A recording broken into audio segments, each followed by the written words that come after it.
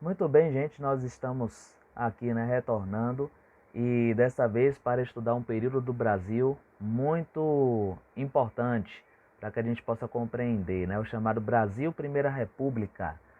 Nós temos a proclamação da República em 1889, no famoso 15 de novembro, né, e nós vamos estudar esse recorte de mais ou menos 40 anos, entre 1889 a 1930, quando Getúlio Vargas, ele então, né, aplica um golpe para tomar o poder no Brasil. Então, esse recorte de aproximadamente 40 anos será objeto então do nosso estudo aqui de hoje. Nós temos a questão da república, e o republicanismo é a ideologia, né, a qual uma nação é governada como uma república, né, e o chefe de Estado é indicado por métodos não hereditários, ou seja, não é passado de pai para filho como na monarquia, né, então frequentemente através de eleições. Então nós temos essa ideia aí da república. Lembrando que o termo república vem do latim, né, da antiga Roma aí, res publica, que significa coisa pública. Deveria ser um sistema de governo, né, voltado para o povo, em que o povo tem uma participação. Portanto, uma república pressupõe também uma democracia. Bom, os anos de consolidação da república, então, aqui no Brasil. Nós temos no primeiro momento, né, a chamada República da Espada. Então, essa República da Espada, por que recebe esse nome? Porque os militares tiveram bastante influência nos primeiros anos da República. Afinal de contas, né, nós temos aí o Marechal Deodoro da Fonseca e o Marechal Floriano Peixoto, que representaram aí o governo militar na primeira fase da República. Foram os dois primeiros presidentes, né, da República Brasileira. Dois marechais, né, o Marechal Deodoro da Fonseca e o Floriano Peixoto. E a segunda fase desse período de aproximadamente 40 anos que mencionamos, né, entre 1889 e 1930, nós temos a chamada República das Oligarquias. Era a política do país, né, que era dirigida por oligarquias agrárias e por representantes civis na presidência. Então, o próprio termo república oligárquica já é controverso, porque veja, uma oligarquia ele tem o seu sentido, né, significa aí, né, que vem do grego, governo de poucos. Governo de poucos. Então veja que coisa interessante. Uma república, como a gente mencionou agora há pouco, pressupõe a existência de uma democracia. É uma forma de governo em que o povo, né, em sua grande maioria, deveria ser atendido. Então, república oligárquica é até um termo controverso. Enquanto a república pressupõe uma democracia, né, é uma forma de governo voltado para o povo, com a participação do povo, oligarquia, por outro lado, já significa governo de poucos. Então, ou seja, uma pequena elite que era beneficiada, então, por esse poder. Esse é o retrato do Brasil da época, nessa primeira república, uma época muito confusa, né, e também controversa, como nós vamos perceber.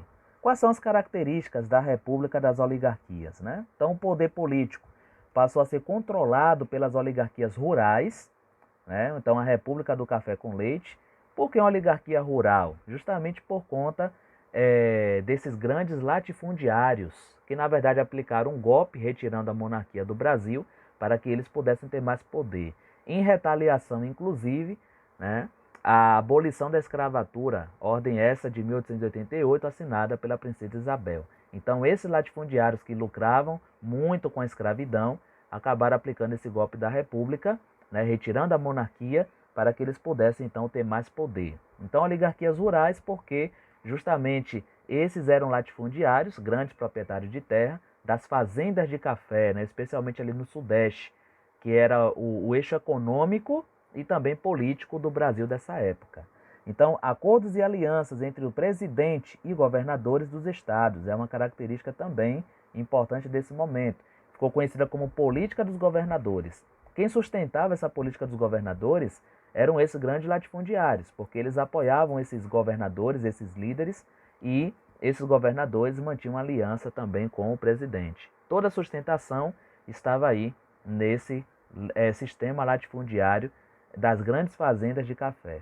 E nós temos aí a chamada prática do coronelismo, a República dos Coronéis. Quem eram esses coronéis? Justamente era o nome dado a esses grandes fazendeiros de café da região sudeste. Ele é considerado como coronéis, ok? Então, nós temos a questão da República do Café com Leite, que era a política do café, né, com leite, que foi um acordo firmado entre as oligarquias, as lideranças estaduais e o governo federal durante a República Velha, que também é conhecida, né? Primeira República, República Velha, República do Café com Leite e República Oligárquica, né? São alguns nomes para se referir a esse período. Para que os presidentes da República fossem escolhidos entre os políticos de São Paulo e Minas Gerais. Portanto, ora o presidente seria paulista, ora mineiro. Daí a expressão República do Café com Leite. O nome, né, desse acordo aí era uma referência à economia de São Paulo e Minas, grandes produtores, respectivamente, né, de café e também de leite. Né? Os mineiros se destacavam naquela época, e de certa forma até hoje, com a criação do gado, né? Embora na região sul que essa questão seja ainda mais forte. Para podermos entender a política, né, que se estabeleceu durante a República Oligárquica, precisamos compreender qual era a situação social no Brasil, então, nos primeiros anos da República. Então, vamos compreender rapidamente. No interior nordestino, né, a superexploração, a miséria e a fome eram a realidade do sertanejo. E a gente vai ver que isso depois, né, levará ao surgimento, inclusive, de grupos armados, como os cangaceiros. Havia absoluta obediência ao chefe local, né, a esse coronel, materializado na política pela figura, né, desse indivíduo aí, do latifundiário, né, que era o coronel. A saúde era outro problema social, principalmente nos grandes centros urbanos, né, então havia uma crise sanitária muito grande. O trabalho foi outra questão social, né, e também delicada. Foi durante esse período, né, que começaram a desenvolver as classes médias, né, urbanas, assim como a classe também operária. Então, o Brasil passa por um leve processo de urbanização e industrialização, né, bem tímido nesse período aí, né, mas suficiente para formar aí essas novas classes médias e também a chamada classe operária, né, que são justamente os trabalhadores industriais. É comum denominar a Primeira República, né, República dos Coronéis, ou coronelismo, né, em uma referência aos coronéis da antiga Guarda Nacional, que existia na época aí da monarquia, né, que eram em sua maioria proprietários rurais, com uma base local de poder. Então eles tinham uma influência muito grande, tanto através de ameaças, né, que isso era muito comum na época, como também através de promessas e construções, às vezes de escolas, dentre outras coisas, que era usada como uma espécie de moeda de troca em apoio, né, às suas propostas políticas, coisa que não é muito diferente hoje na realidade brasileira. Né? Nós podemos perceber aí várias promessas através de candidatos antes das eleições, justamente para tentar ganhar o apoio da massa populacional. Bom, o coronelismo, né, é um fenômeno político-eleitoral que ocorre na instância municipal ou regional. O poder político das oligarquias agrárias se sustentava no controle do voto da população rural e nas máquinas eleitorais, uma vez que o voto era aberto, ou seja, o voto ele era visto, né, por todos. Todo mundo conhecia ali, em primeira instância, né, presenciava em quem a pessoa iria votar. A base da política café com leite tinha nome, era o coronelismo. Na época, os coronéis grandes latifundiários, né, tinham o direito de formar milícias em suas propriedades, né, pequenos, vamos dizer, pequenos exércitos aí combatentes, né, essas milícias, grupos armados, e combater qualquer um, né, qualquer levante popular. Assim, trabalhadores e camponeses se viam subordinados, né, até pela força e violência, ao poder militar, sobretudo político dos coronéis. Então, esses grandes latifundiários, que já eram um problema, né, desde a época da monarquia, agora que eles têm mais poder na República, eles começam então a exercer o seu império, né, o seu domínio sobre as pessoas comuns. Uma marca registrada dessa época, e essa imagem, essa charge aqui, sempre aparece, né, em provas, em concursos e etc., representando, né, os coronéis, através da questão do voto, das fraudes eleitorais. Então aqui nós temos uma representação, né, do eleitor como se fosse ali um animal, né, irracional.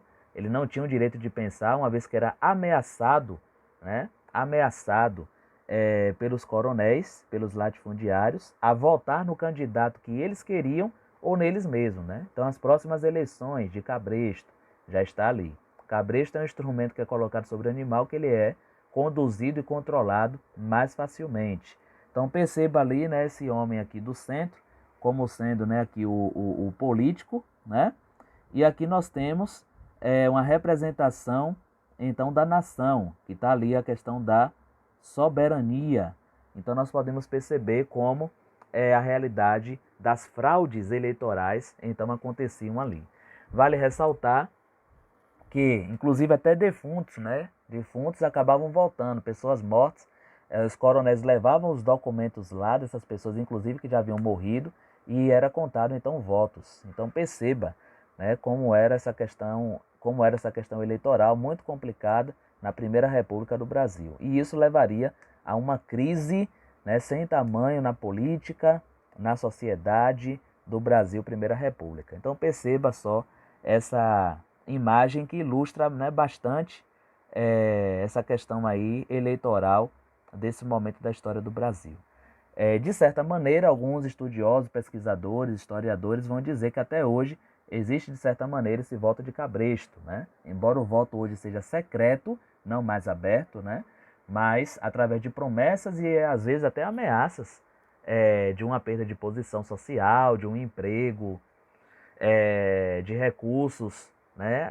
Esses candidatos acabam, né, principalmente nos municípios menores, exercendo sobre a população. Então é realidade que de certa maneira se estende até hoje. Os conflitos sociais, né, desse período aí é uma questão bem interessante. O Boris Fausto, né, que é um historiador, ele vai dizer: ao longo da Primeira República, os movimentos sociais de trabalhadores, né, ganharam certo ímpeto, tanto no campo quanto nas cidades, né, tanto os camponeses quanto os operários. O crescimento das cidades e a diversificação de suas atividades foram requisitos mínimos de um movimento da classe trabalhadora, que sempre acabou lutando aí por melhorias de suas condições, né, trabalhistas. E acaba explodindo, gente, né, em todo o Brasil.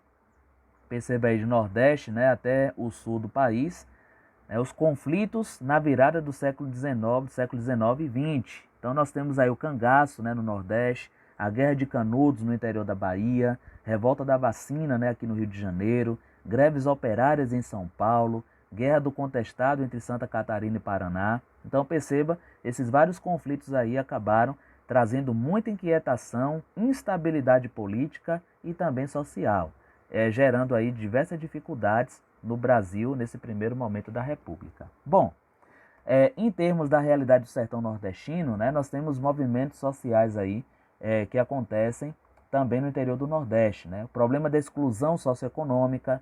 Lembre-se que desde o século XVIII, o eixo econômico sai do Nordeste, porque o açúcar perde, né, sua importância internacional em termos de valores, e vai agora para o Sudeste, porque no Sudeste do século XVIII começa a se achar o ouro. Aí nós temos a questão das Minas Gerais e posteriormente nós temos a questão do café. Então, desde então, e até hoje é assim, né, o eixo econômico do Brasil está na região Sudeste. Então, o que aconteceu? Uma exclusão, né, socioeconômica das populações do campo e da cidade do Nordeste.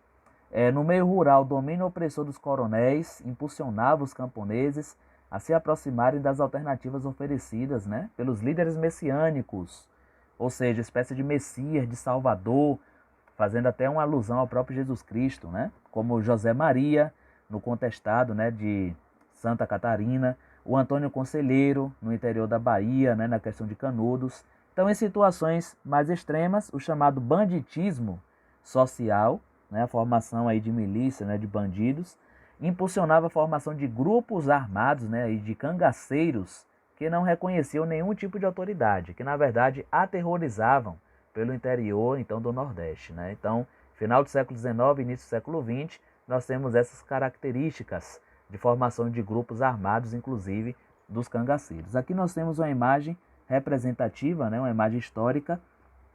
Aqui, inclusive ao centro, né, o Virgulino, né, que era o Lampião, e também a Maria Bonita no centro da imagem.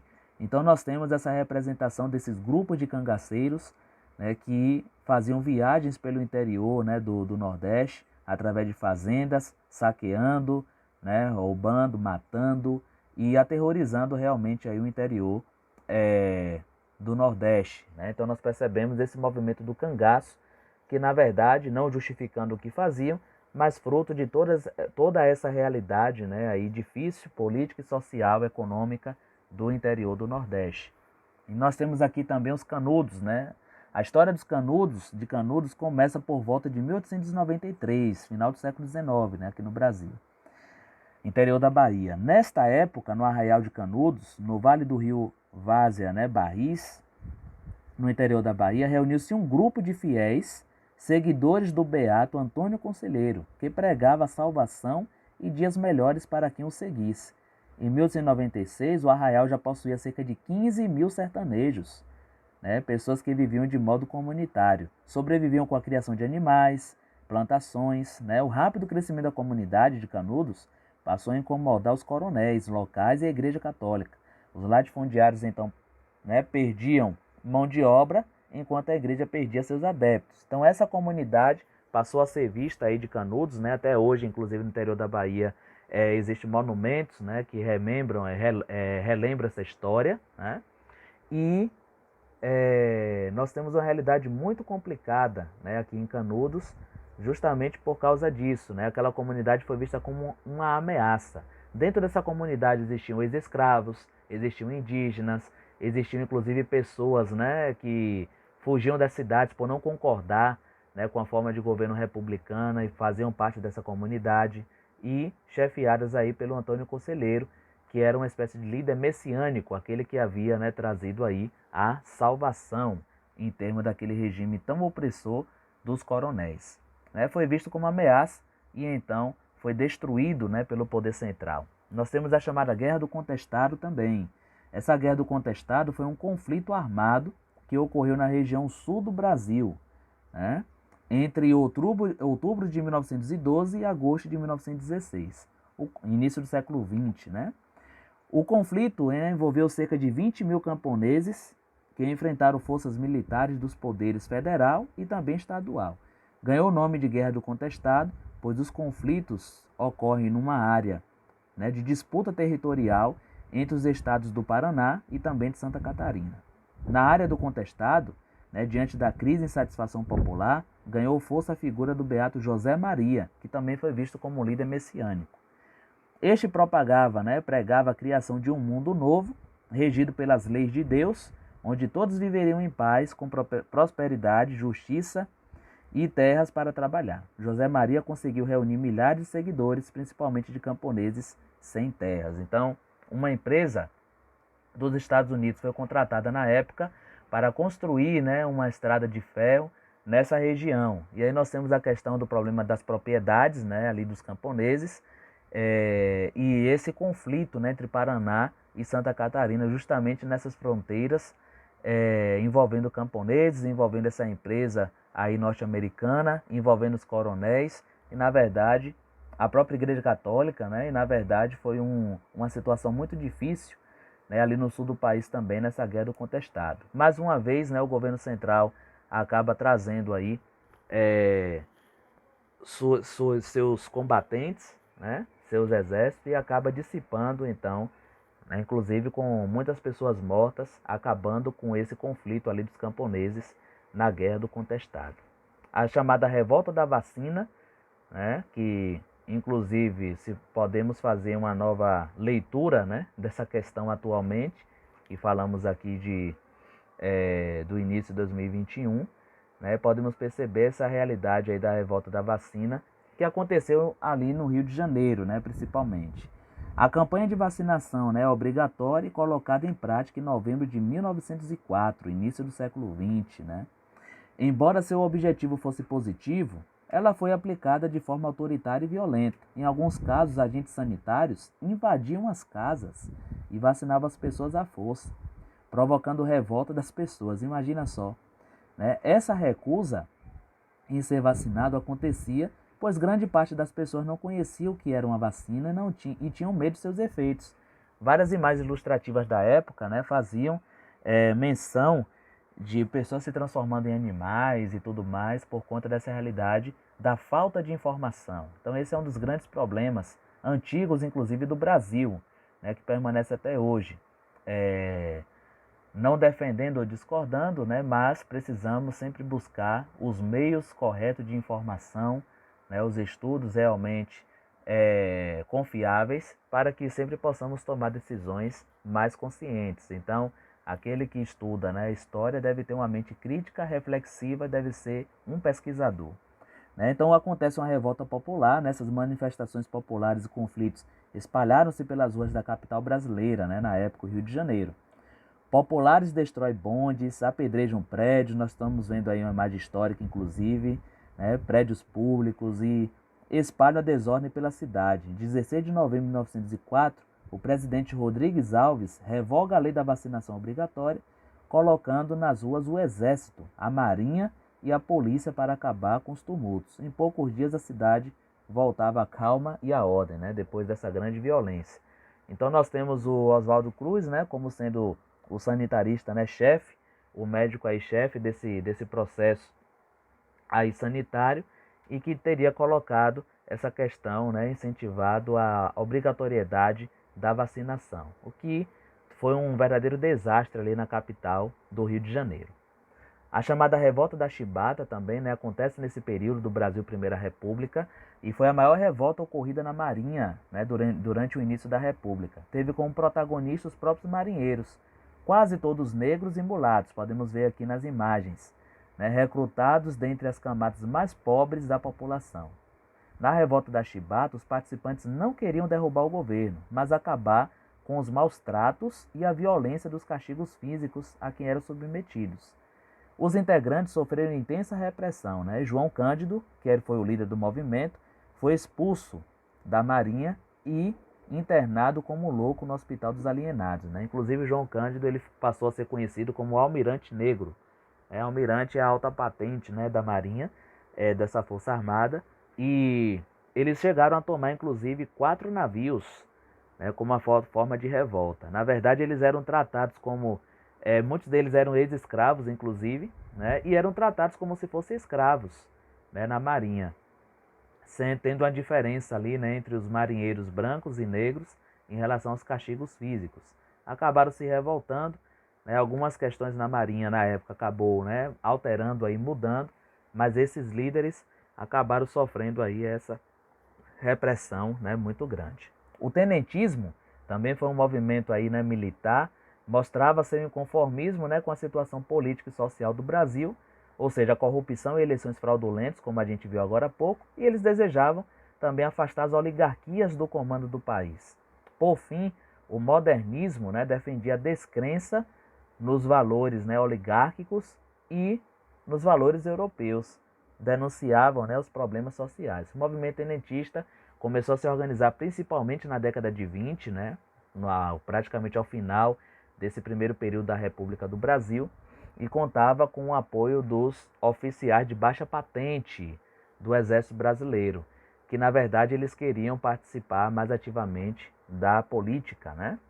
Então nós temos o movimento operário também. Esse movimento operário, né, ele ocorre a maior parte, né, em relação a uma grande greve que aconteceu em 1917.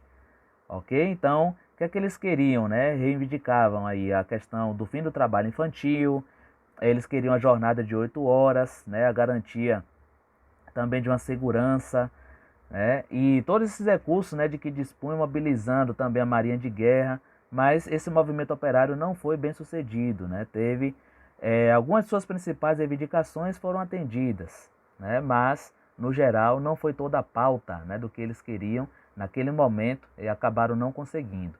Mas essa greve, né, essa greve geral de 1917, ali na região sudeste, né, principalmente ali em São Paulo, que tinha a maior expressão industrial, né, da época, acabou, né, inspirando novos movimentos, né, posteriormente, nessa luta, né, dos trabalhadores por melhores condições aí de trabalho. E sabemos que, como vamos posteriormente, né, ver a era Vargas, vamos ver que essa questão dos trabalhadores em suas lutas foi uma questão constante, uma construção ao longo do tempo no Brasil, né?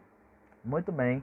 Questão social é caso de polícia, né? Uma expressão aí da época, questão caso de polícia, quando havia organização daqueles que eram injustiçados, as forças oficiais, com todo o apoio dos coronéis, combatia os movimentos com repressão e força militar. O interessante é que esses republicanos agora, né, eles acusavam à época a monarquia de ser autoritária, mas quando realmente eles estão no centro do poder, eles fazem, né, justamente aquilo que eles acusavam a monarquia.